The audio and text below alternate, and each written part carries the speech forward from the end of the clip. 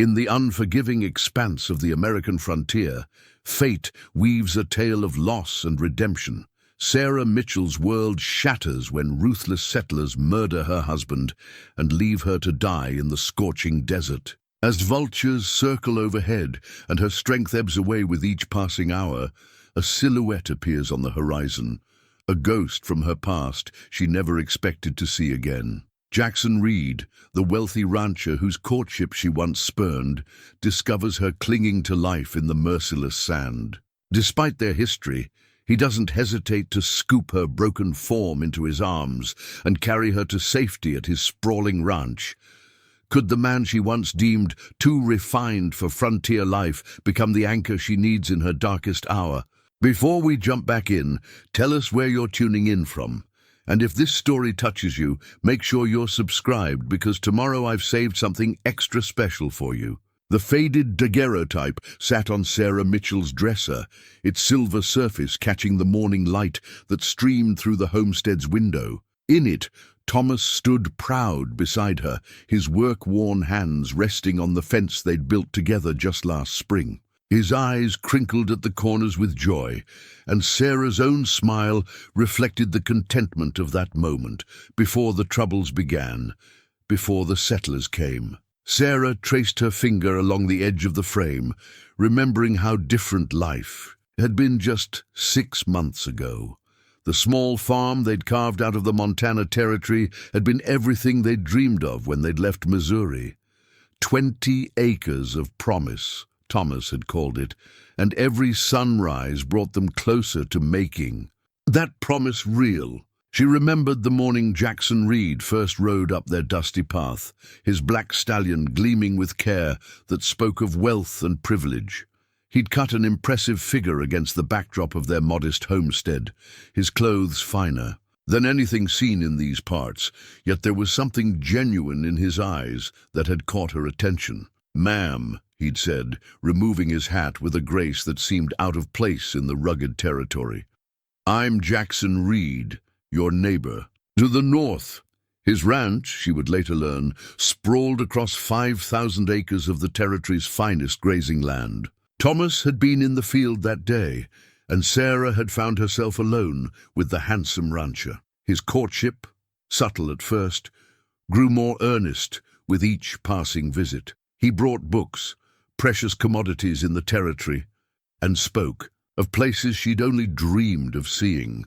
Paris, London, New York City, places that seemed as distant as the stars themselves from their humble homestead. But it was precisely that distance, that gulf between their worlds, that had ultimately led her to turn him away. "I'm a farmer's wife, Mr. Reed," she told him one autumn evening, as the sun painted the sky in shades of amber and gold. "I don't belong in your world of grand parties and social seasons." He'd argued, of course, with all the passion of a man unused to hearing the word no. "The world is changing, Sarah. The territory is changing. There's room for both refinement and rugged strength here." But she'd made her choice long before. He spoke those words. Thomas was her rock, her partner in building something real and tangible from the earth itself. The memory of Jackson's last visit flickered through her mind as she set the daguerreotype back on the dresser. He'd been different that day, more subdued, his usual confidence tempered by something that looked almost like resignation. "I respect your choice, Mrs. Mitchell," he'd said, using her formal name for the first time since they'd met. "But should you ever need anything at all, my door is always open." Those words would come back to haunt her in ways she could never have imagined. For now, though, she turned to the tasks at hand.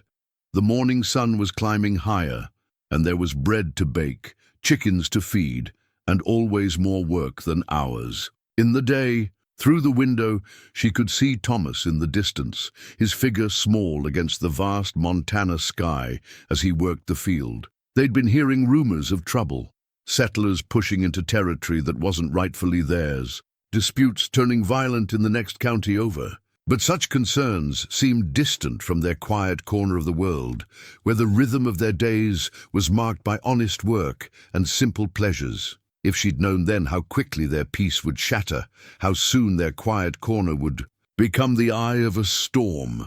Perhaps she would have done things differently. Perhaps she would have paid more attention to the strangers who'd begun appearing at the edges of their property. Watching, waiting. Perhaps she would have convinced Thomas to accept Jackson Reed's offer to buy their land at a generous price. But that was the thing about life-changing moments. You never recognized them until they were already part of your past, like the fading image in the daguerreotype, forever frozen in a time that could never be reclaimed. The pocket watch lay in the dust, its glass face spiderwebbed with cracks, hands frozen at 9:47. Thomas had wound it that morning, as he did every morning, the familiar ritual as much a part of their lives as the crow of roosters or the smell of coffee brewing on the wood stove. Sarah would always remember how the morning light caught the brass case as he checked the time, one final time before heading out to the north field. "Might rain later," he'd said, squinting at the gathering clouds. "Best get an early start." He'd kissed her goodbye, his lips warm against her forehead, whiskers scratching her skin in that familiar way that had become so dear over their years together. The ordinary moment held no hint of the violence to come. They appeared like specters. Through the morning mist, 6 riders, their horses' hooves muffled by the damp earth. Sarah spotted them from the kitchen window where she was kneading bread dough, her hands covered in flour. She recognized their leader immediately, Marcus Thorne, the man who'd been pressuring local farmers to sell their land at prices that amounted to theft. Thomas was too far away when they approached the house. She wanted to call out to him, to warn him, but something in Thorne's eyes as he dismounted made her blood run cold. These weren't men who'd come to talk. Mrs. Mitchell, Thorne's voice, carried a false warmth that made her skin crawl. "Beautiful morning for a ride, isn't it?" He removed his hat with exaggerated courtesy, but his eyes remained hard as flint. "Your husband about?" Before she could answer, Thomas's voice rang out across the yard. He must have seen them from the field. "Sarah, get inside." The urgency in his tone sent her heart racing, but Thorne's men had already positioned themselves around the house. What happened next played out like a nightmare in slow motion. Thomas running toward the house, Thorne's casual signal to his men, the first shot cracking through the morning air like thunder. Sarah screamed as Thomas stumbled, but kept coming, determination etched on his face, even as the second shot found its mark. She tried to run to him, but rough hands grabbed her arms, holding her back as Thomas fell. His pocket watch slipped from his vest, hitting the ground with a sound that seemed to echo across the universe. Their eyes met one last time across the yard, and she saw in his gaze all the love and regret and fury that words could never express. "Should have taken Reed's offer when you had the chance," Thorne said, his voice distant through the roaring in her ears. "Land's too valuable to waste. On stubborn farmers." He nodded to his men. "Take her for a ride. Make sure she's far enough out that nobody finds her too quick." They bound her hands and forced her onto a horse, deaf to her screams and struggles. As they rode away, she caught one last glimpse of Thomas lying motionless in their yard, his blood soaking into the earth they'd worked together, his broken watch marking the moment their world ended.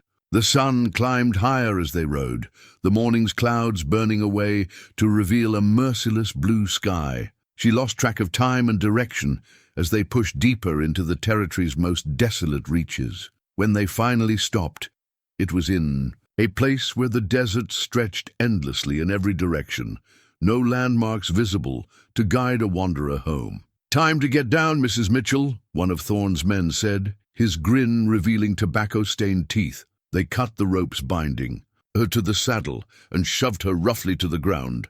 She fell hard, the impact driving the air from her lungs. "Give my regards to the vultures," another called as they wheeled their horses around.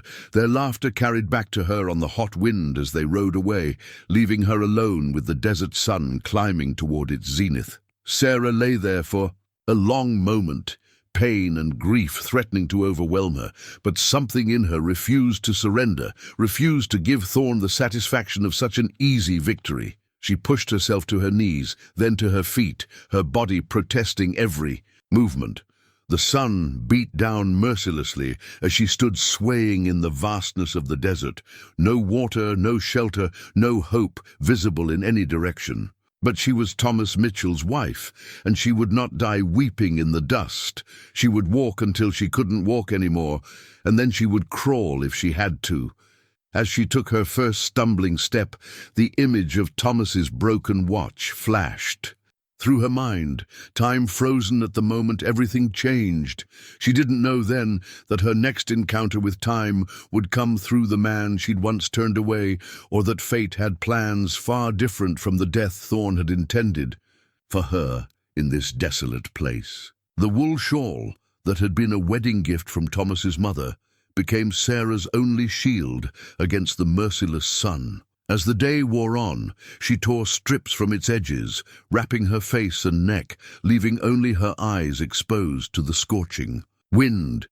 Each thread that unraveled seemed to carry with it a memory of cooler days, of gentle hands, of a life that now felt as distant as a half-remembered dream. The sun tracked across the sky like a burning eye, watching her stumbling progress.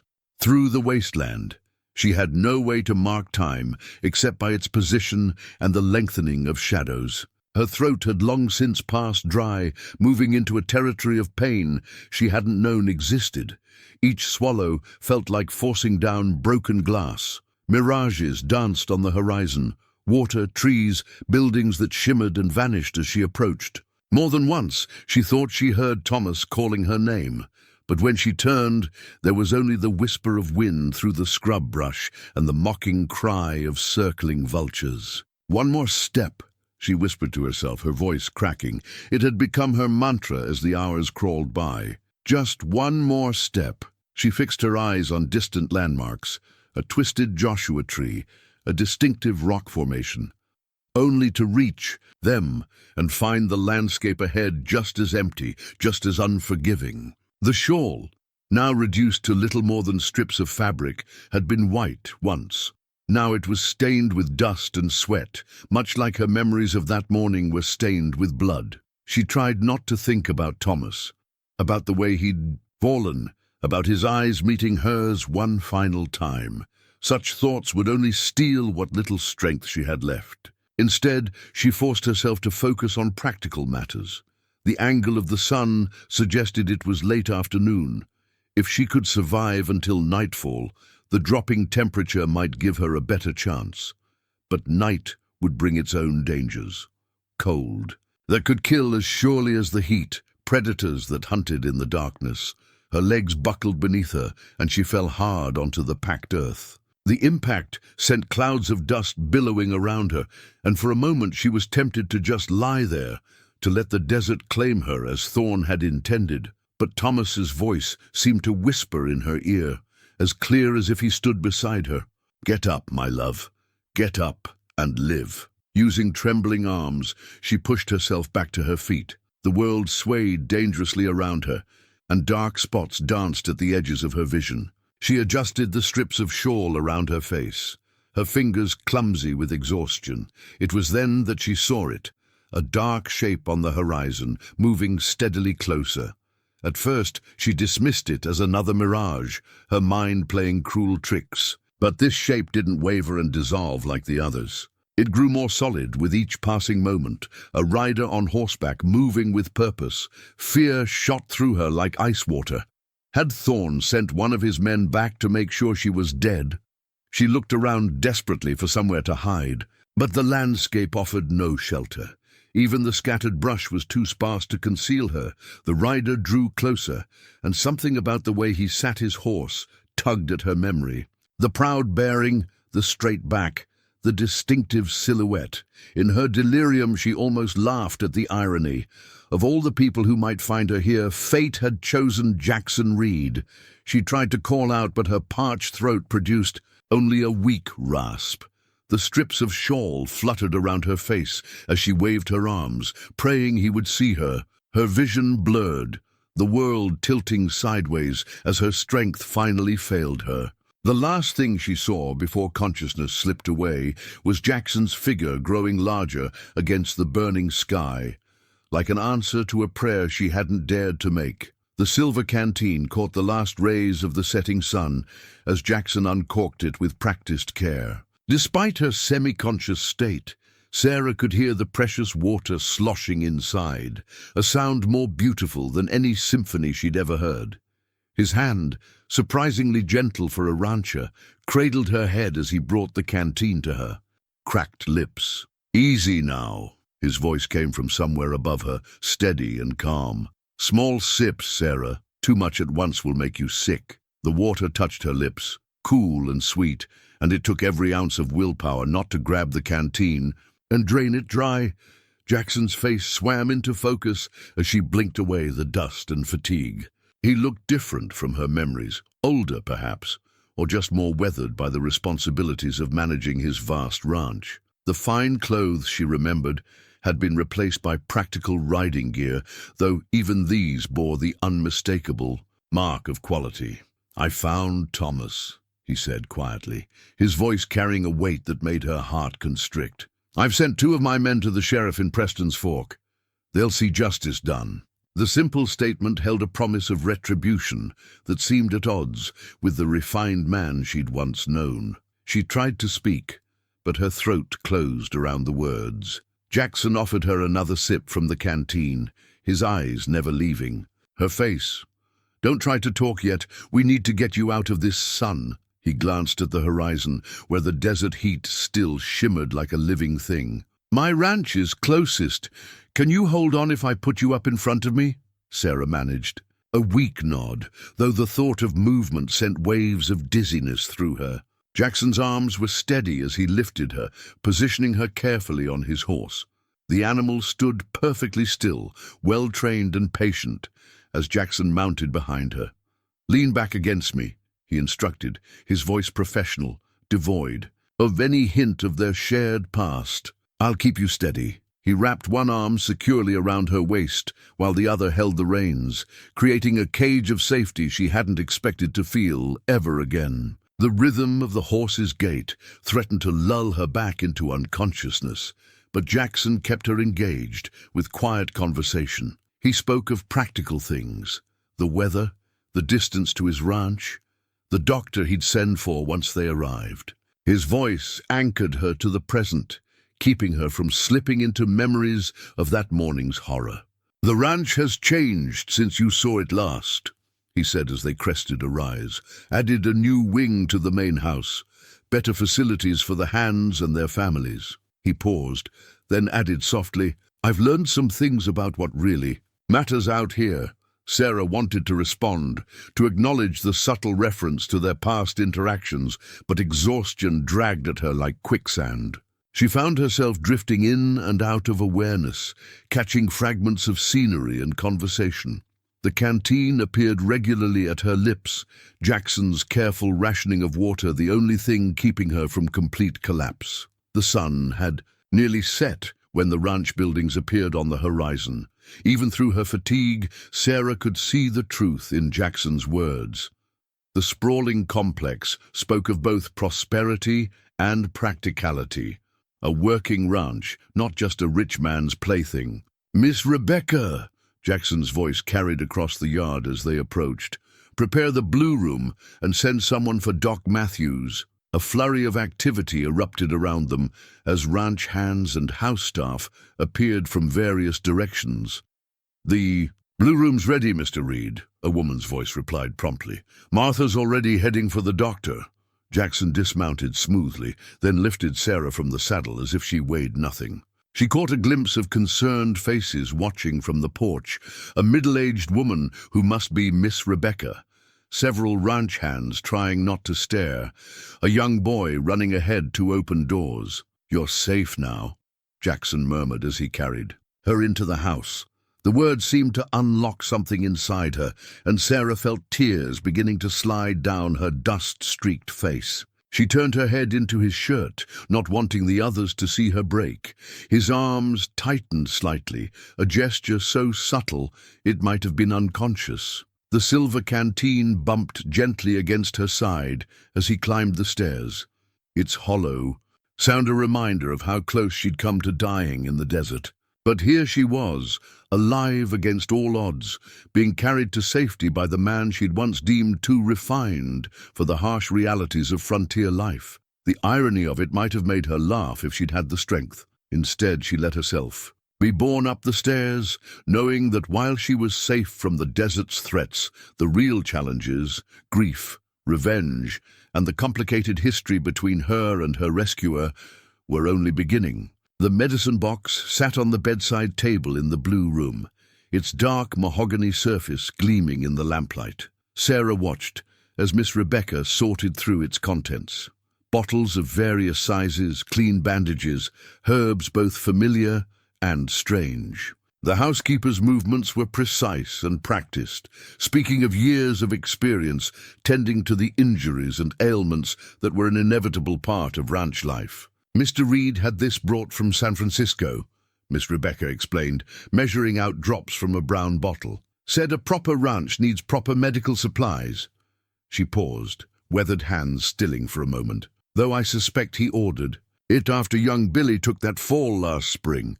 The boy might have lost his leg if we hadn't had what we needed right here. Sarah sipped the bitter medicine, noting how different it was from the simple remedies she'd used on her own farm. Everything about Jackson's ranch spoke of careful planning and resources she'd never imagined when she dismissed him as merely wealthy. He's changed, Miss Rebecca said quietly, as if reading Sarah's thoughts. Still got his fine manners and education, mind you, but he's learned the true meaning of responsibility. She began rebandaging Sarah's sunburned hands with gentle efficiency.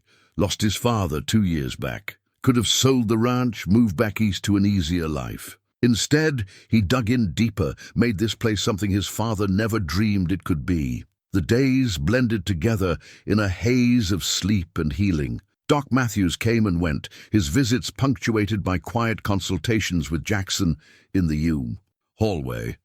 Sarah caught fragments of their conversations, concerns about dehydration, the need for rest, warnings about the emotional trauma she'd endured. Jackson himself maintained a careful distance, appearing only when necessary, and always with others present. Yet his influence was everywhere, in the quality of care she received, in the quiet efficiency of the household, in the way even the youngest ranch hands spoke of him with respect rather than fear. Through the window, Sarah could see the daily life of the ranch unfolding. Cowboys rode out at dawn and returned at dusk. Wagons arrived loaded with supplies. Children of the ranch hands played in the yard under the watchful eyes of their mothers. It was a world as different from her small farm as she'd once feared, yet somehow not in the ways she'd imagined. He's been riding out himself every day. Miss Rebecca mentioned casually one afternoon as she changed the sheets, looking for signs of Thorne and his men. She smoothed a wrinkle from the fresh linens with more force than necessary. Sheriff's got a posse out too, but Mr. Reed, well, he takes this personal-like. The medicine box yielded new remedies as her recovery progressed. Salves for her sunburned skin, powders to help her sleep when nightmares of Thomas's death jolted her awake. Each item seemed to represent a different facet of healing, both physical and spiritual. One evening, as sunset painted the room in shades of gold, Jackson himself appeared with a new addition to the medicine box. "Chamomile tea," he said, holding up a small tin. "My mother swore by it for troubled thoughts." He set it beside the other supplies and turned to leave, but Sarah found her voice at last. Jackson. His name felt strange on her tongue after so many years. He paused at the door but didn't turn. "Thank you for everything." "You should rest," he replied, his voice carefully neutral. "Doc Matthews says you can try sitting up in the garden tomorrow if you feel strong enough." He hesitated, then added, "The roses are blooming. They might help remind you that life goes on, even after the harshest drought." The words hung in the air between them, heavy with meaning. Before Sarah could respond, he was gone, his footsteps fading down the hallway. She stared at the medicine box, understanding now that it contained more than just physical remedies. Like everything else about Jackson Reed's ranch, it represented a deeper kind of healing, one that would require far more courage than simply surviving the desert. Miss Rebecca appeared with the evening meal, her experienced eyes taking in Sarah's thoughtful expression. "Time and proper care heal most wounds," she said wisely, arranging the tray. "And some hurts need more than what's in that box to mend properly." She patted Sarah's hand gently. "Good thing there's plenty of both time and care here at the Reed Ranch." The letter emerged from between the pages of a book Miss Rebecca had brought to help pass the time.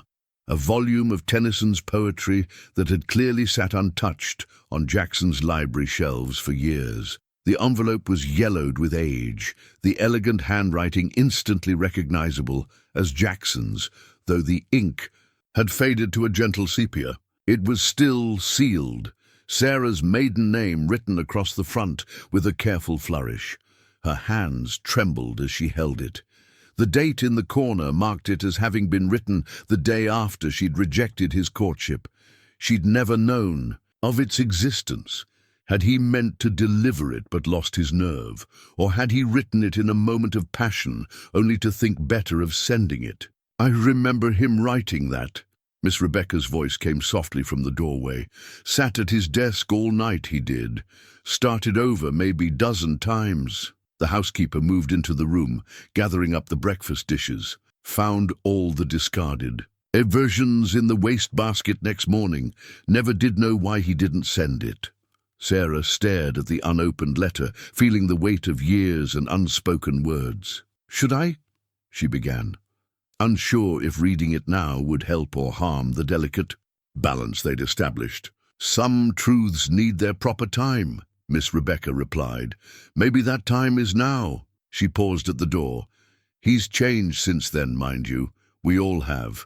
But the heart of him, that's still the same." Left alone, Sarah broke the seal with trembling fingers. The paper crackled as she unfolded it, releasing a faint scent of Jackson's study, leather and pipe tobacco, preserved all these years. "My dearest Sarah," the letter began, the formal handwriting betraying a slight tremor. "By the time you read this, I will have already left for San Francisco. I tell myself it's for business, but we both know I'm running from the pain of your rejection, pain I have no right to feel, given how badly I mishandled everything." Sarah's breath caught as she continued reading. "I came to you speaking of Paris and London, of grand houses and society parties, thinking these were treasures any woman would desire. How blind I was not to see that your treasure was the very life I so carelessly dismissed. The honest work, the land you nurture, the home you've built with your own hands." The words blurred as tears filled her eyes. "I spoke of changing the territory, of bringing civilization to the frontier. But you saw what I couldn't then, that there is as much civilization in a well-tended garden as in any opera house, as much nobility in farming as in any social season. You were right to turn me away. I was not yet the man I needed to be. I thought I could simply purchase happiness, yours and mine, as I would a fine horse or a new suit. I know now that real happiness, like real love, must be earned through understanding, respect, and shared purpose." The letter continued, the careful script becoming slightly more hurried, as if the words were finally breaking free of some long-held restraint. "I make you this promise, though you may never read it. I will learn. I will understand what it truly means to work this land, to be worthy of it, and the people who give their lives to it.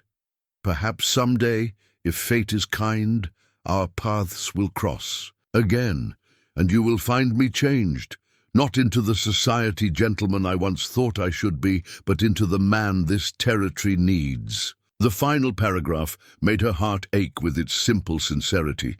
"Until then, I wish you and Thomas every happiness. Your love for each other and for your land has taught me more than all my years of education. Thank you for that harsh but necessary lesson. With deepest respect and enduring affection, Jackson." Sarah folded the letter carefully, her thoughts in turmoil. The man who had written these words was still visible in the Jackson she knew now, in his quiet competence, his care for his people, his deep connection to the land. But there was a new hardness too, a protective shell grown over old wounds. Outside her window, she could see him in the corral, working with a young horse. His movements were patient, confident, showing none of the aristocratic awkwardness she remembered. He had indeed learned, had transformed himself just as he'd promised in the letter. But that transformation had come at a cost she was only beginning to understand. The letter felt heavy in her hands, weighted with years of unspoken feelings and might-have-beens. She tucked it carefully back into its envelope, knowing that while it explained the past, it couldn't answer the question that now pressed most heavily on her heart. Could two people, changed by time and tragedy, find their way back to a beginning they'd missed years ago? The leather-bound ledger lay open on Jackson's desk, its pages filled with more than just numbers. Between the careful columns of figures were notes about the ranch hands' families, reminders of children's birthdays, annotations about medical, expenses paid, and loans advanced. Sarah's fingers traced the neat handwriting, so different from the emotional script of his long-ago letter, yet revealing just as much about the man he'd become. "Mr. Reed likes to keep track of everything himself," young Billy explained as he helped her sort through the ranch's supply records. Her strength had returned enough to take short walks, and she'd found herself drawn to the ranch's office, seeking to understand this place that was so different from what she'd imagined years ago. "See here?" Billy pointed to a margin note. "That's where he wrote about my ma's medicine when she took sick last winter. Paid for the doctor himself, he did, and never asked for it back." The boy's pride in his employer was evident in every word. "Said a ranch is only as strong as its people." Through the office window, Sarah watched Jackson moving through the morning's activities. He stopped to help a hand repair a wagon wheel, his expensive shirt sleeves rolled up, hands as dirty as any worker's. When the pregnant wife of one of the Cowboys appeared with a concern about their cabin's roof, he immediately called for the carpenter and made arrangements for temporary lodging in the main house. "He's got a system for everything," Billy continued, showing her the carefully organized ledgers. "Breeding records, grazing rotations, water rights." He pulled out a map marked with detailed annotations. "Even plans for which pastures to rest each season. My pa says Mr. Reed thinks more like a farmer than most ranchers." The comment struck Sarah deeply. She remembered how she'd once dismissed Jackson as someone who'd never understand the intimate relationship with the land that farming required. Yet here was evidence that he'd not only learned to understand it, but had applied that knowledge on a scale she'd never imagined. A commotion in the yard drew their attention. One of the hands had been thrown from a horse, and Jackson was already there, helping the man up, checking for injuries. Sarah watched as he handled the situation with calm efficiency, sending for the doctor while ensuring the injured man's duties would be covered without loss of pay. "Reminds me of how he handled my accident," Billy said, unconsciously rubbing his previously injured leg. "Wasn't just about the medicine and doctor's bills. He made sure my family had extra help while I was healing, kept my position waiting for me." The boy's voice held a mixture of respect and affection. "Ma says there's not another ranch boss in the territory who'd do the same." The afternoon brought more revelations as Sarah observed the ranch's operations. Jackson's refinement, which she'd once seen as a barrier, now served as a bridge between worlds.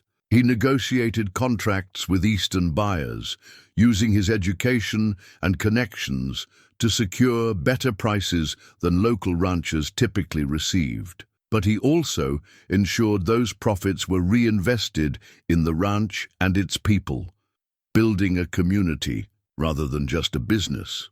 "We're expanding the school next month," he mentioned quietly, finding her still in the office as evening approached.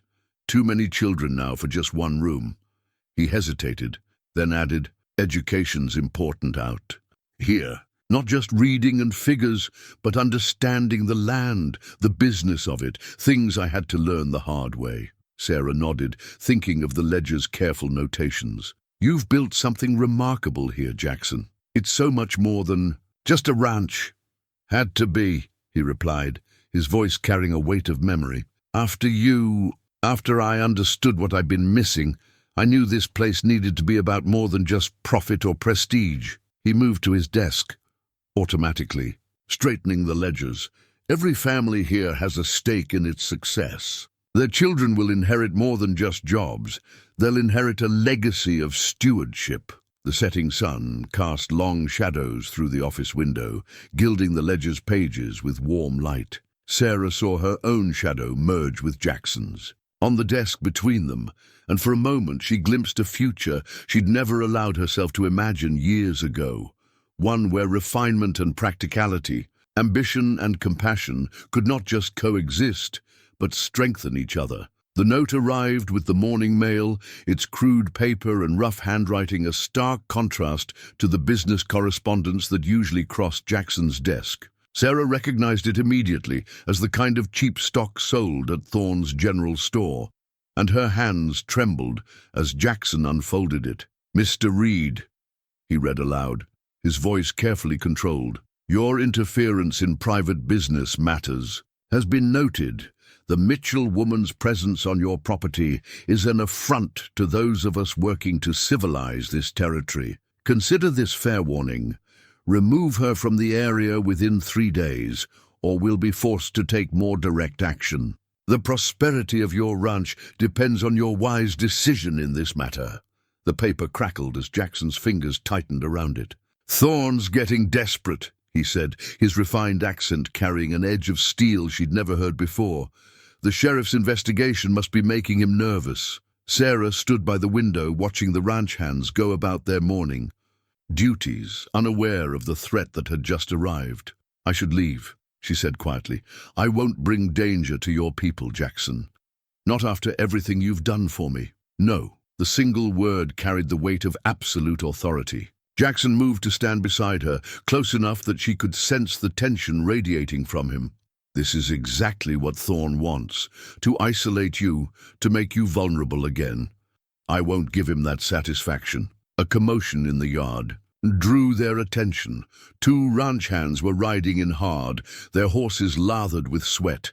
Jackson was moving before they even dismounted, Sarah following close behind.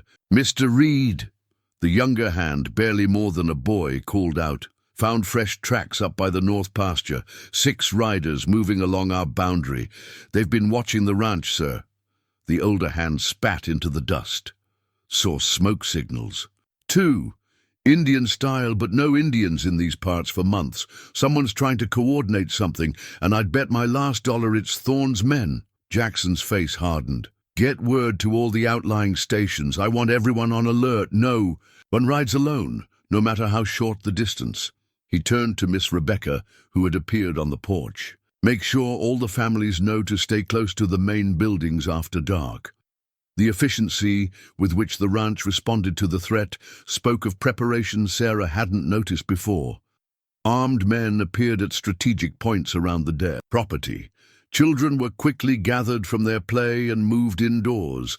Even the cattle were being herded closer to the protected central pastures. "You've been expecting this," she realized, watching Jackson issue orders with calm precision. "Since the day I found you in the desert." He led her back inside, pausing to check the loading of a rifle by the door. "Thorne's type doesn't stop at one act of violence. He's been trying to drive small ranchers and farmers out of the territory for years, using fear and force where money won't work." In his study, Jackson pulled out a map marked with recent incidents: burned barns, poisoned wells, mysterious cattle deaths. He's been building his power base slowly, staying just within the law, or paying off those who might enforce it. Until now. "Thomas's murder changed things," Sarah said, understanding dawning. "It was too public, too violent to ignore." Jackson nodded grimly. "The sheriff's been gathering evidence, building a case that even Thorne's money can't bury. This note," he tapped the crude paper, "this is the reaction of a man who sees his empire starting to crumble." A soft knock interrupted them. Miss Rebecca entered, her usual calm demeanor slightly shaken. "Riders spotted on the East Road, Mr. Reed. And Martha found this nailed to the schoolhouse door." She handed over another note, this one written in blood-red ink. "Next time it won't be ink," Jackson read, his voice hard. He crumpled the paper in his fist, but Sarah had seen enough to recognize the same crude stock as the first note. "He's trying to frighten us into making a mistake," Jackson said, moving to his desk and pulling out his own writing materials. "Time to show him he's not the only one who can send messages." He began writing swiftly, his pen scratching against fine paper. Sarah watched him work, seeing in his focused expression the same determination she'd once mistaken for mere aristocratic pride. "What are you going to do? Remind him that civilization cuts both ways." Jackson sealed the letter with his signet ring. "He thinks he's fighting simple farmers and ranchers. Time he learned that some of us know how to wage war in the courts and boardrooms as well as on the open range." The threatening notes lay on his desk, like physical manifestations of the danger surrounding them. But as Sarah watched Jackson dispatch riders with his carefully worded responses, she realized that the refined gentleman she'd once rejected had become something far more formidable, a man who could fight with both law books and bullets, and who wasn't afraid to use either to protect what he valued. The territory map spread across Jackson's study table told a story in its carefully marked annotations. Red circles indicated known locations of Thorne's men, blue lines traced water rights and property boundaries, and small crosses marked spots where violence had already visited other homesteads. Sarah's own farm was marked with a black X that made her heart ache every time she saw it. "The sheriff's deputized extra men," Jackson explained, adding new markings to the map as reports came in. "But Thorne's influence reaches deeper than we initially thought. 2 of the deputies were seen at his store yesterday, walking out with heavy purses." Sarah traced the boundaries of Jackson's ranch with her finger, noting how it formed a natural barrier between Thorne's operations and the smaller farms to the south. "You've been protecting them all along, haven't you? Not just me." Jackson's hand paused in its marking. "After I read about the first farm burning, I began buying up strategic properties, created a buffer zone." He indicated several small parcels marked in green, offered fair prices, helped families relocate if they wanted to sell, better than leaving them vulnerable to Thorne's tactics. "Like you offered to buy our farm," Sarah said softly, understanding now what she hadn't then. "You weren't trying to expand your ranch. You were trying to protect us. You and Thomas had worked too hard for your land. I knew you wouldn't sell." A shadow crossed his face. "Should have tried harder to convince you of the danger." Sarah placed her hand over his where it rested on the map. "You can't blame yourself for Thorne's actions, Jackson." The moment stretched between them, heavy with unspoken feelings. Then the door opened, and Miss Rebecca entered with a fresh pot of coffee and news from the outer stations. "Riders spotted near Thompson's Creek," she reported, setting down the tray. "But our men were ready, turned them back before they got within rifle range of the herd." She pointed to a section of the map. "Miguel says they're setting up camp here, just beyond our boundary." Jackson added another red circle to the map. "They're trying to surround us slowly, testing our defenses." He studied the pattern of markers, "but they don't know about our arrangements with the other ranches." Sarah looked closer at the map, noting thin pencil lines connecting various properties. "Alliances. Better." Jackson allowed himself a small smile. "Legal contracts, mutual defense agreements, water-sharing pacts, grazing rights, all filed with the territorial court and backed by some of the most powerful ranchers in the region." He tapped several locations. "Thorne thinks he's dealing with isolated holdings he can pick off one by one. He doesn't realize he's facing a united front." Miss Rebecca nodded approvingly. "The wives have been organizing too. Set up a system of signals. Laundry hung in certain ways means different warnings. Martha's teaching the children to watch for them." The complexity of the preparations impressed Sarah. Every aspect of ranch life had been adapted to face the threat, yet daily work continued almost normally. Children still attended lessons in the schoolhouse. Cattle were still moved between pastures. Meals were still served at regular hours. "We've got something Thorne doesn't understand," Jackson said, studying the map. Community. He builds power through fear and money. We build it through trust and mutual support. He began marking new positions for the night watch. Every family here knows they're part of something larger than themselves. Sarah thought of her own small farm, how isolated she and Thomas had been. I never realized. When I turned you away, I thought I was choosing a simpler life.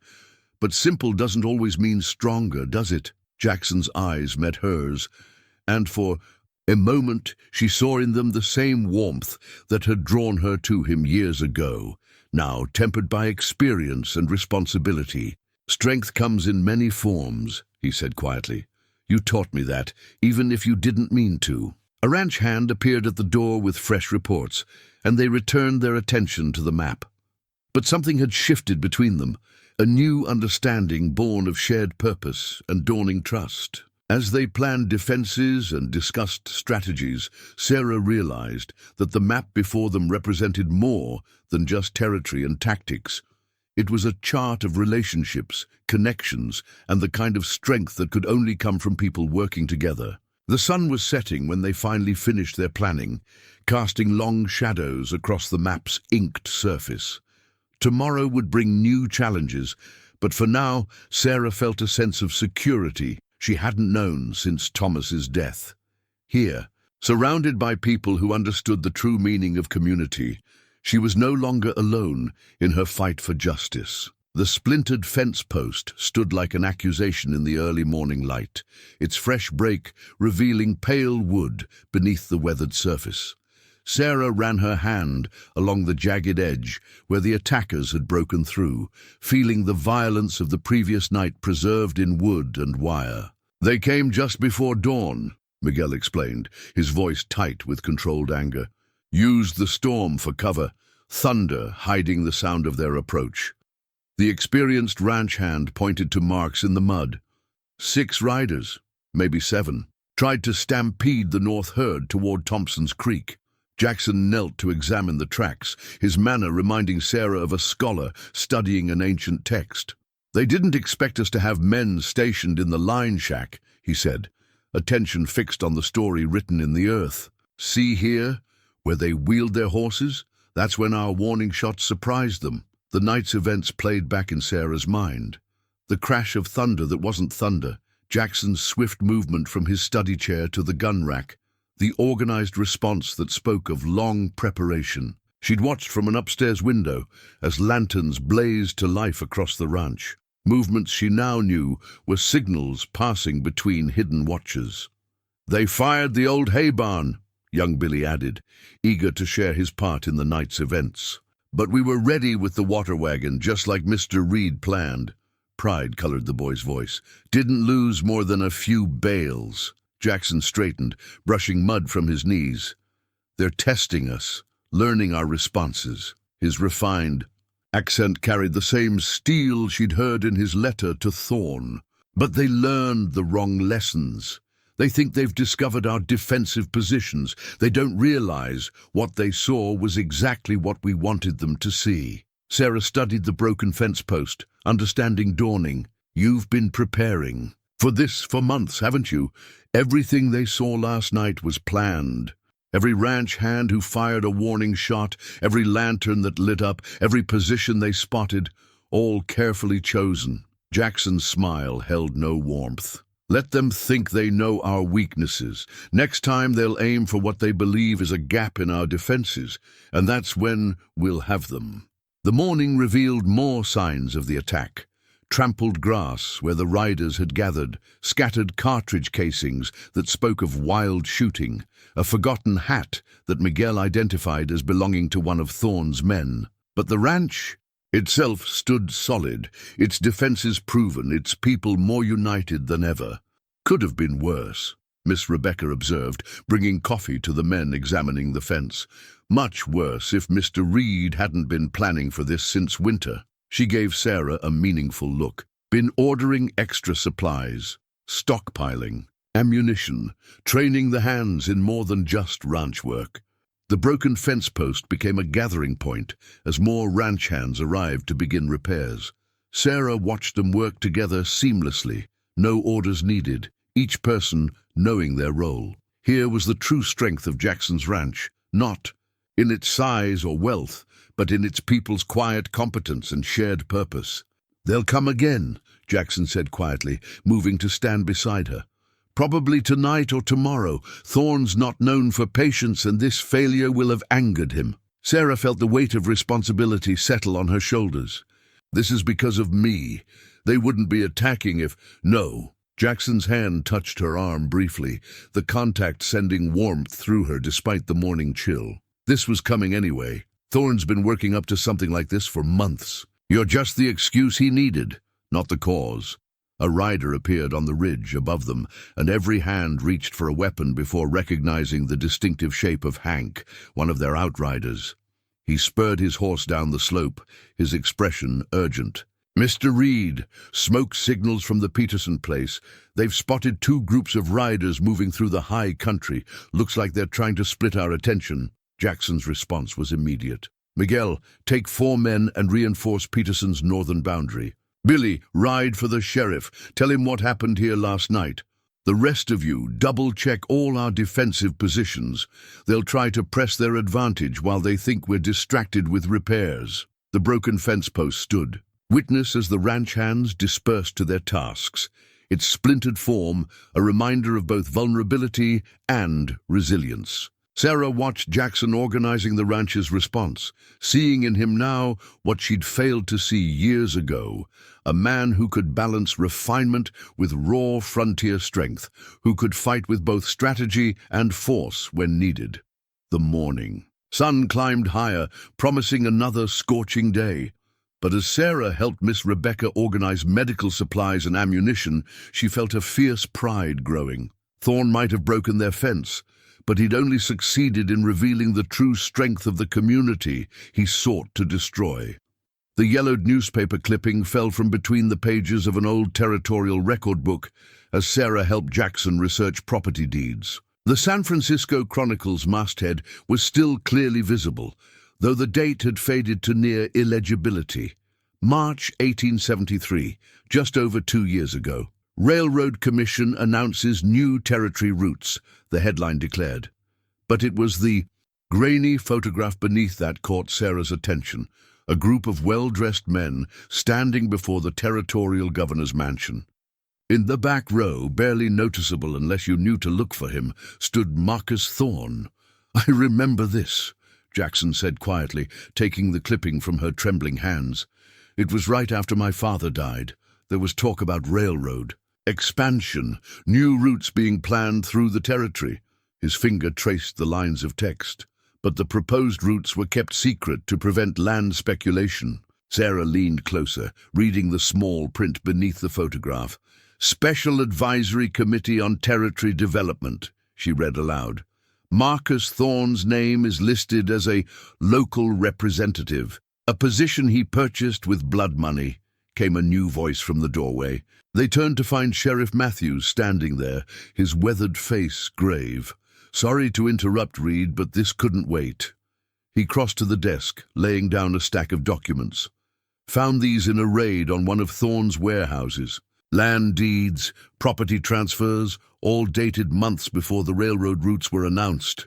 Jackson spread the documents across his desk, his expression hardening as he read. He knew exactly where the rail lines would run, and he's been forcing people off their land to secure the right-of-way. Sarah's mind raced back to her own farm. "The creek that runs through our property. Thomas always said it was the most logical. A path through the hills. The perfect route for a railway line," the sheriff confirmed. "Thorne's been working both ends, getting himself appointed to the commission while strong-arming farmers off their land. Those who wouldn't sell ended up like Thomas," Sarah finished, her voice tight with anger.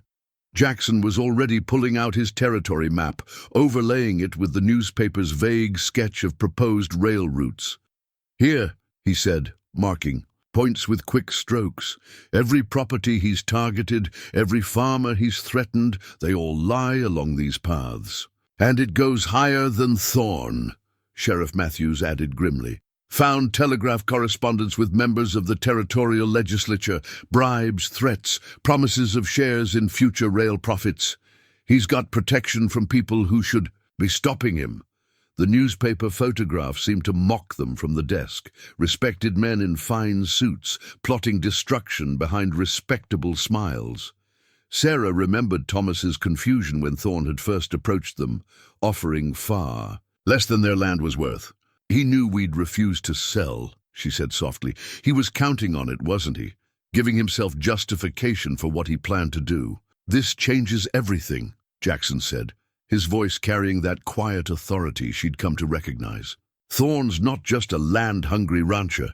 He's part of a larger conspiracy, and that means we can fight him in ways he won't expect," the sheriff finished. "Railroad Commission doesn't take kindly to having its secrets sold. And there are still honest men in the territorial government who'll move against corruption if given proper evidence." Jackson was already drafting letters, his pen moving swiftly across fine paper. "I have connections in San Francisco, investors who've been watching the territory's development with interest.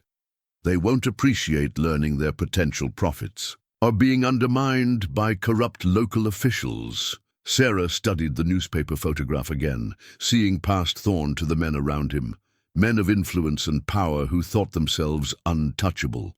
"They're not just fighting for land anymore," she realized.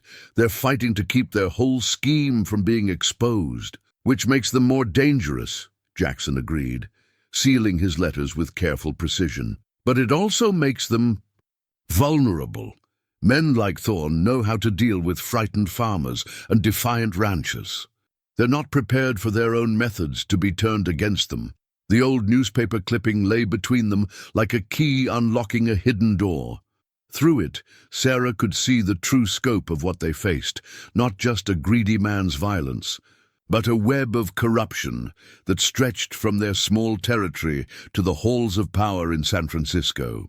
But as she watched Jackson and the sheriff planning their next moves, she felt hope rising.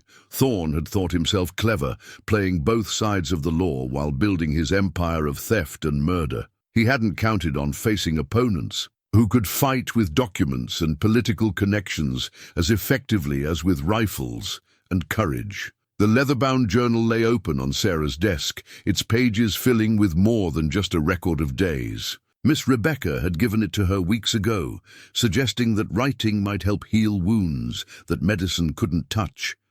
Now, by lamplight, Sarah's pen moved across the pristine pages, capturing thoughts she'd barely dared acknowledge even to herself. "Strange," she wrote, "how life's currents carry us back to places we thought we'd left behind forever. When I rejected Jackson's courtship years ago, I thought I was choosing a simpler path. Now I see there was nothing simple about any of it. Not my life with Thomas, not Jackson's transformation, not the way fate has brought us together again in these circumstances." She paused, watching shadows dance across the page. "Thomas would understand, I think. He always said I was too quick to judge, too certain of what was right and proper. Life's not a straight furrow, he used to tell me. Sometimes the plough has to turn back to make the field complete." The journal's pages held her growing awareness of change, both in herself and in her understanding of Jackson. "Watched him with the hands today," one entry read.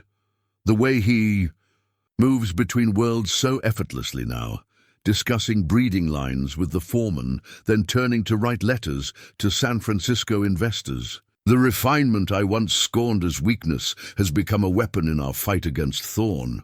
Another page captured quieter moments. "He still reads poetry. Found him in the library late last night, Tennyson open on his knee. But now the verses share space with territory maps and legal documents.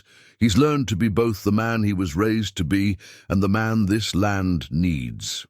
While I was judging him for not fitting into my world, he was building one big enough for both of us." The journal became a confidant for thoughts she couldn't share aloud. Miss Rebecca says a heart can love deeply more than once, each love different but no less true.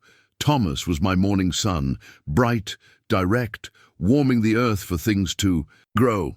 Jackson. Jackson is like evening light, touching everything with gold, revealing depths I never knew existed. Fresh entries detailed the subtle shifts in their relationship. His hand brushed mine over the map today. Such a small thing, but I felt it like summer lightning. There's a tension between us now, different from the old days. We're no longer the young woman certain of her path, or the refined gentleman trying to impose his world on hers. We've both been broken and rebuilt, stronger at the mended places. Some pages held darker thoughts. The guilt comes at night when the house is quiet. Am I betraying Thomas by feeling this way? But then I remember his last words, his eyes meeting mine across that blood-stained yard. He wanted me to live, not just survive. Living means letting the heart beat fully, even when it beats in unexpected directions. Tonight's entry flowed from her pen with new certainty. I understand now what I couldn't then. True strength isn't in rejecting what seems foreign to our nature. It's in finding ways to grow beyond what we thought we could be. Jackson learned this years ago, while I'm only now catching up. He didn't abandon his refinement to become a rancher. He learned to be both and more. The lamp's oil burned low as she wrote one final passage. Tomorrow we move against Thorn, taking the fight. From the land to the courtrooms and newspaper offices. Jackson says it's like a chess game now, each move planned to trap our opponent. Chess, another thing I once thought too refined for frontier life, but that's the lesson, isn't it? We limit ourselves when we draw lines between what belongs here and what doesn't. The territory is big enough for poetry and cattle, for legal documents and 6 guns, for second chances and new beginnings. She closed the journal gently, running her fingers over its smooth cover. Outside her window, the night wind carried the sounds of the ranch, horses nickering in their stalls, the creak of windmills, bootsteps of men on watch. A world of refined strength and purposeful grace, built by a man she'd once thought too genteel for such work. A world that somehow had become home. The silver locket caught the first light of dawn as Jackson pressed it into Sarah's palm, its surface still warm from being carried close to his heart. "It was my mother's," he said, quietly, his voice nearly lost in the pre-battle tension filling his study. She wore it through every hardship, said it reminded her that beauty and strength could exist in the same moment. Sarah's fingers traced the delicate engraving, roses and thorns intertwined in an endless circle. Inside, she found a tiny scrap of paper with freshly written words, for all the moments both gentle and fierce.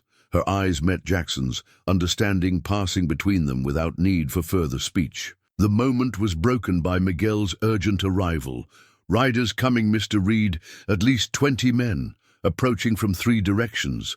Thorns leading them himself." Jackson's transformation from gentle to commanding was immediate.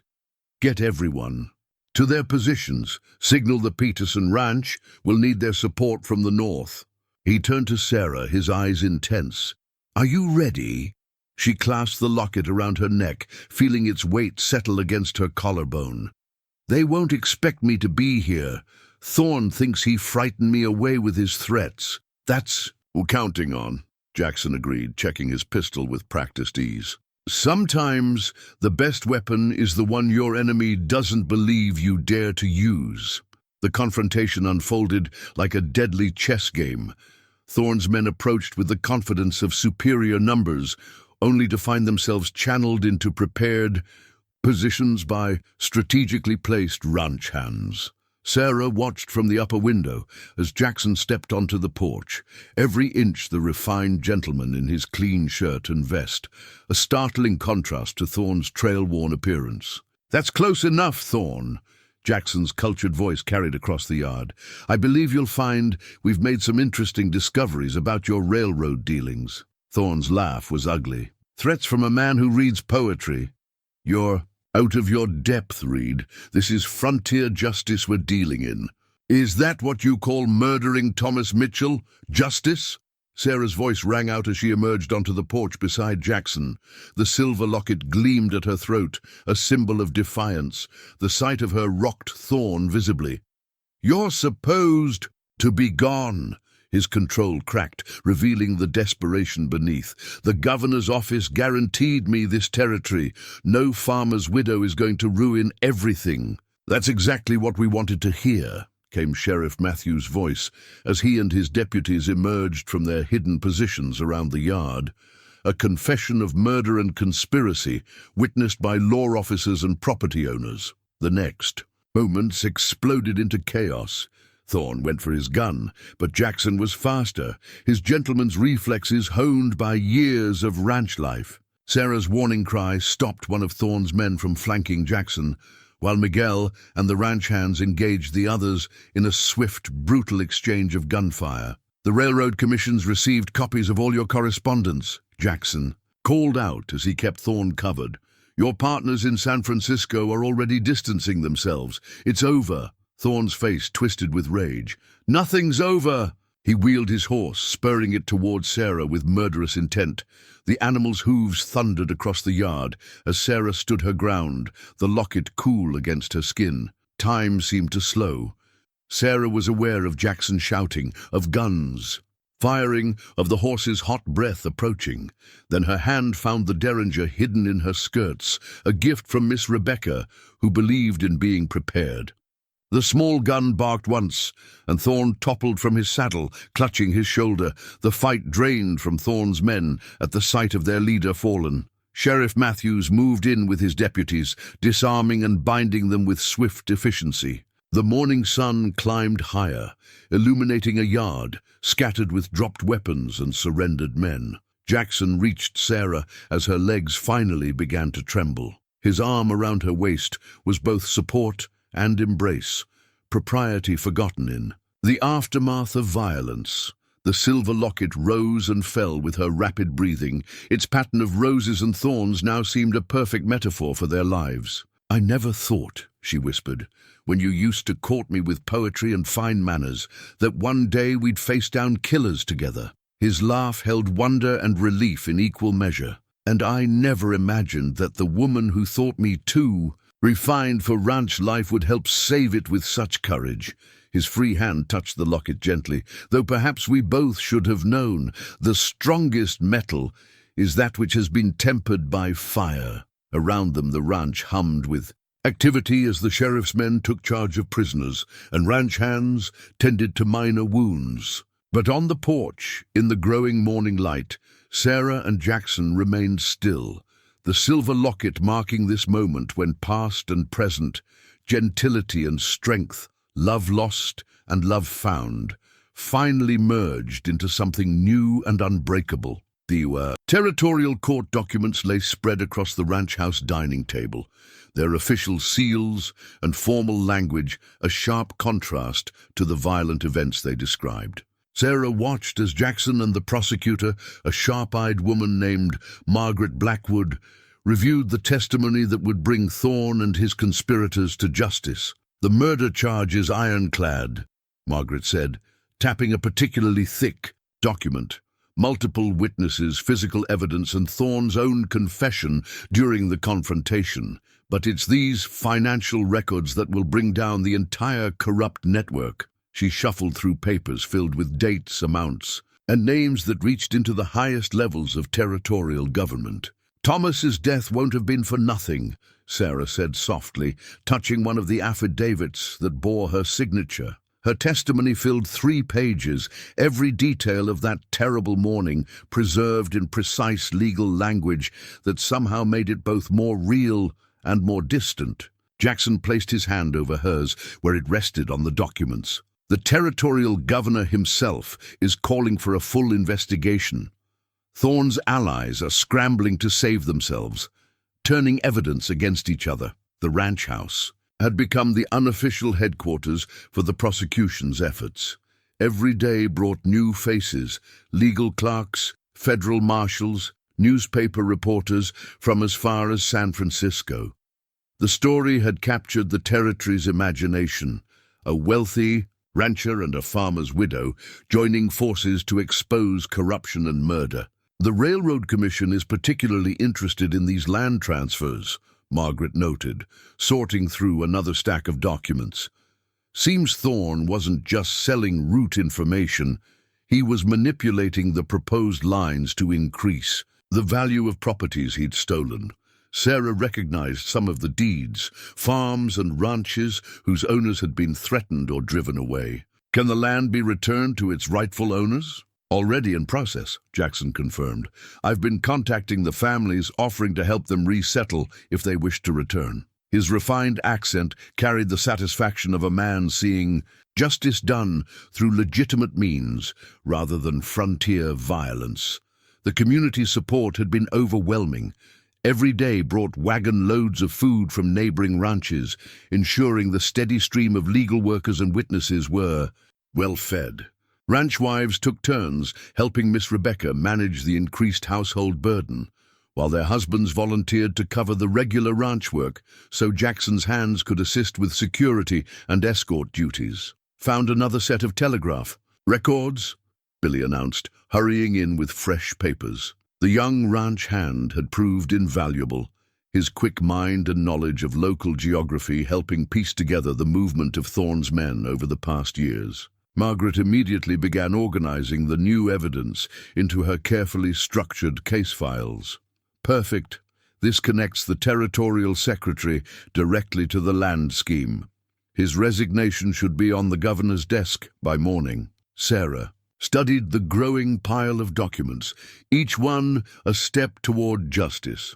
Among them lay a formal letter that had arrived that morning, an offer from the Railroad Commission to purchase a right-of-way through her land at 10 times what Thorne had demanded. The route would run alongside the creek, just as Thomas had predicted, but now it would be secured legally, with fair compensation and proper documentation. "What will you do?" Jackson asked quietly when he noticed her looking at the offer. "About the farm." She touched the silver locket that hadn't left her neck since the confrontation. "I've been thinking. The railroad will bring new settlers, families looking to start fresh. The farm, it could become something more than just a memorial to Thomas. It could help others build the kind of life we dreamed of." Jackson's eyes held understanding. "A place for new beginnings?" "Yes." Sarah picked up another document, the draft of a foundation charter. "With the railroad money, we could establish a fund. Help honest families get their start. Teach them what Thomas and I learned about farming this land." She paused, then added softly, "With your help, if you're willing." The moment was interrupted by Margaret clearing her throat. "Speaking of documentation," she said with a slight smile, "if you two are planning to combine your properties and efforts, there are some legal forms we should discuss." Sarah felt warmth rise in her cheeks, but Jackson's hand found hers among the papers. "I believe," he said with quiet certainty, "those particular documents can wait until after we've secured justice for Thomas and the others. Some things deserve their own moment."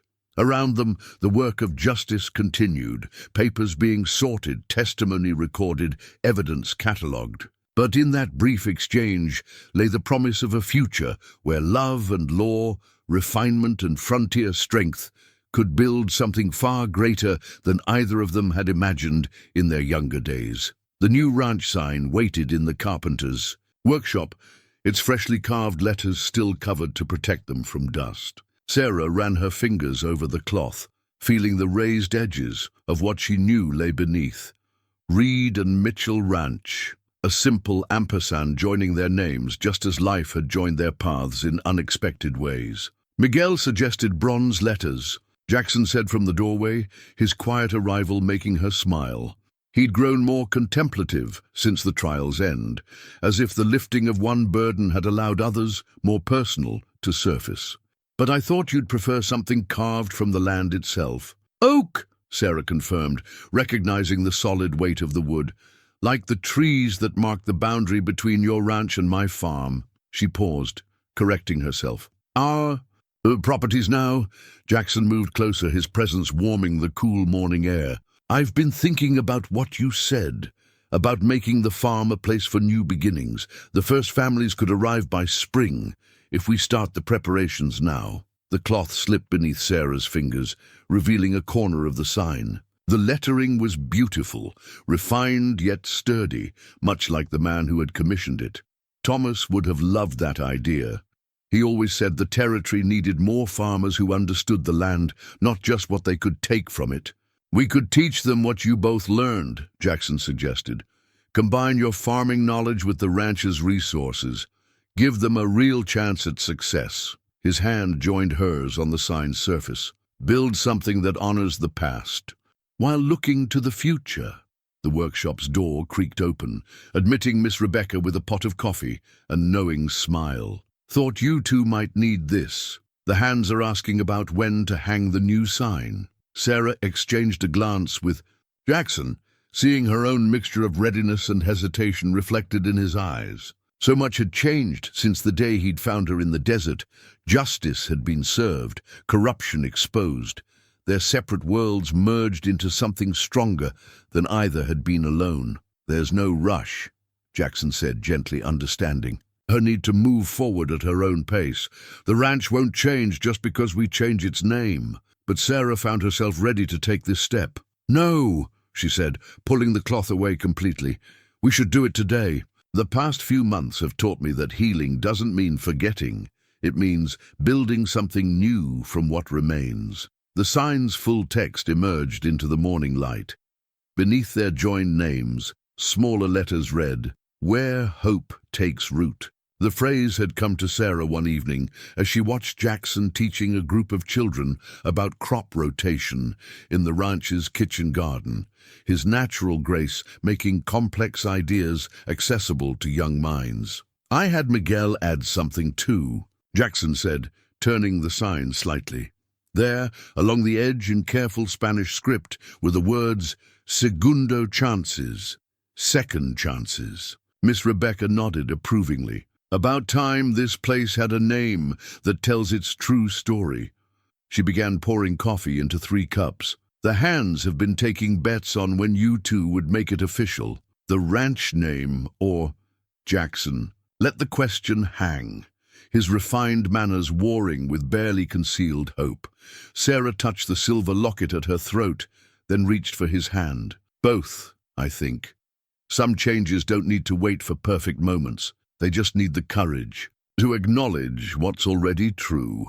The workshop filled with morning light as the sun cleared the eastern hills. Outside, they could hear the ranch coming to life, horses being fed, children heading to the schoolhouse, wagon wheels on the yard's packed earth. The sounds of community, of life continuing and growing stronger. "I'll tell the hands to gather after breakfast," Miss Rebecca said, hiding her smile behind her coffee cup. "Hanging a new ranch sign deserves a proper ceremony." But Sarah and Jackson hardly heard her leave, too caught up in the moment of quiet understanding between them. The sign beneath their joined hands represented more than just a name change. It was a declaration that love could bloom again after loss, that refinement and strength could coexist, that second chances were possible if you were brave enough to grasp them. "Together, then?" Jackson asked softly, his question encompassing far more than just the sign's installation. Sarah's answer came without hesitation, her heart finally at peace with both past and future. "Together." The wedding band shimmered in the autumn sunlight, its gold surface etched with a pattern of wheat stalks and roses, a design Jackson had commissioned from a San Francisco jeweler to represent their united worlds. Sarah watched as he slipped it onto her finger, his hands steady despite the emotion evident in his eyes. The ceremony took place in the ranch's courtyard, transformed by the community's efforts into a celebration of both love and survival. Garlands of wild roses and wheat hung from every post, their meaning lost on none of the gathered witnesses. Miss Rebecca had outdone herself coordinating the preparations, ensuring every detail honored both the refined and rustic aspects of their lives. "The ring," Reverend Harrison proclaimed to the assembled crowd, "is a circle without beginning or end. Like the love that brings Sarah and Jackson together, it represents not just their future, but the past that shaped them and the community that supports them." Sarah's gaze swept over the gathered faces, ranch hands and their families, neighboring farmers. Even Margaret Blackwood had returned from the territorial capital for the occasion. In the front row, Young Billy beamed with pride in his new suit, while Miguel and his wife dabbed at tears unashamedly. The morning had begun with a private moment at Thomas's grave, where Sarah had placed a bouquet of wheat stalks tied with ribbon. "You taught me that love grows where it's planted," she'd whispered to the quiet dawn. "Thank you for helping me become strong enough to love again."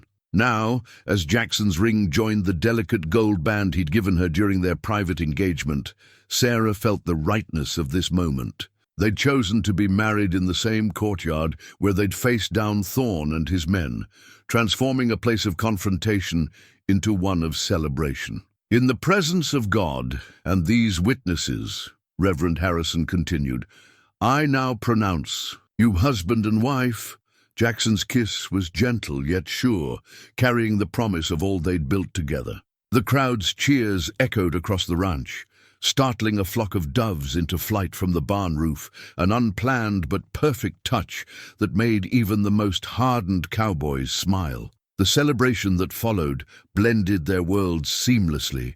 Tables groaned with Miss Rebecca's finest dishes alongside traditional ranch barbecue.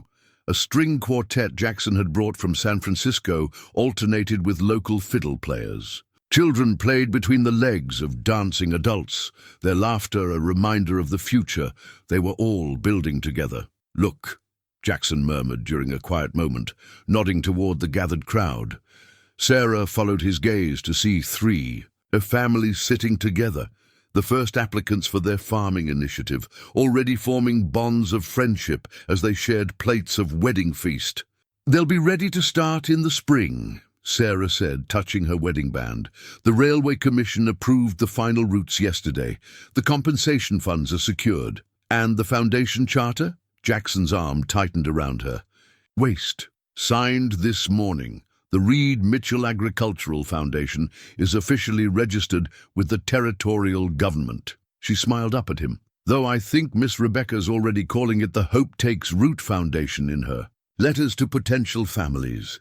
Their quiet conversation was interrupted by Miguel calling for attention. The ranch hands had prepared a surprise, a new sign for the foundation's office, carved from the same oak as the ranch sign, bearing the words "Hope Takes Root" in both English and Spanish. "Because some things," Miguel said with a grin, "are too important for just one language." As the sun began to set, casting long shadows across the courtyard, the celebration showed no signs of slowing. Sarah and Jackson moved among their guests, their joined hands displaying matching bands that caught the light with each movement. Every detail of the wedding reflected their journey, from the roses and wheat decorations to the mix of refined and rustic celebrations, from the guest list that ignored social boundaries to the plans for future growth that dominated many conversations. "Happy?" Jackson asked softly as they paused for a moment alone, the wedding band cool against her skin. Where he held her hand, Sarah thought of all the paths that had led them here, grief and healing, violence and justice, loss and love found again. "More than happy," she replied. "Complete." Around them, their community celebrated not just a wedding, but the triumph of hope over fear, of justice over corruption, of love that had grown strong enough to bridge two worlds. The wedding bands on their fingers caught the last rays of sunset, promising not just a union of two people, but the continuation of a legacy that would help others find their own paths to happiness in this ever-changing territory. The family. A portrait hung in the ranch house's main hall, capturing a moment 1 year after the wedding. The photographer had insisted on setting up outdoors, positioning the group so that both the new ranch sign and the foundation's office were visible. In the background, Sarah often paused to study it, marveling at how much could change in a single year. Jackson stood tall and dignified in his best suit, yet his posture showed the easy confidence of a working rancher rather than the stiff formality he'd once maintained. Sarah sat beside him, one hand resting on her growing belly, the other holding a ledger from the foundation. Around them gathered their extended family, not by blood, but by choice and circumstance. Miss Rebecca stood proudly at Sarah's shoulder, while Miguel and his family clustered to Jackson's right. Young Billy, now the Foundation's most enthusiastic apprentice teacher, grinned from the back row. The three pioneering families who'd started. The farming program sat on simple wooden benches, their children arranged carefully in front. The portrait captured more than just people. It told the story of their success. Behind the group, wagons loaded with lumber for new homesteads waited to be distributed. The railway line, now completed, curved gently along the creek bed, its presence promising connection rather than division. The Foundation's office door stood open, revealing the oak sign that had become a beacon of hope for families seeking a fresh start. Sarah's silver locket gleamed at her throat, while her wedding band caught the sun alongside Jackson's matching ring. These small details, preserved in sepia tones, spoke of promises kept and dreams realized. The photographer had even managed to capture the way Jackson's hand rested protectively near Sarah's shoulder, a gesture as natural as breathing after a year of marriage. The future they'd envisioned was taking shape. The Foundation had already helped 5 families establish successful farms, with more applications arriving weekly. The ranch prospered, its combination of traditional ways and modern methods becoming a model for others in the territory. Their story had become legend, the refined rancher and the farmer's widow who had turned tragedy into triumph, creating a legacy of hope from the ashes of loss. But perhaps the portrait's greatest testament lay in what couldn't be seen: the strength of a community united by purpose, the healing of old wounds, the promise of new life growing beneath Sarah's heart. In the faces captured by the camera's eye, one could read the truth that had brought them all together.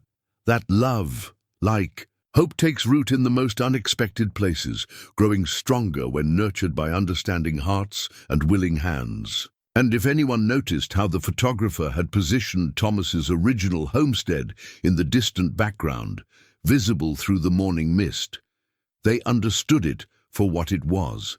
Not a shadow on their happiness, but a reminder that the past could stand in peaceful witness to the future, its lessons learned, its sacrifice honored, its hope forever blooming in the fertile soil of new beginnings.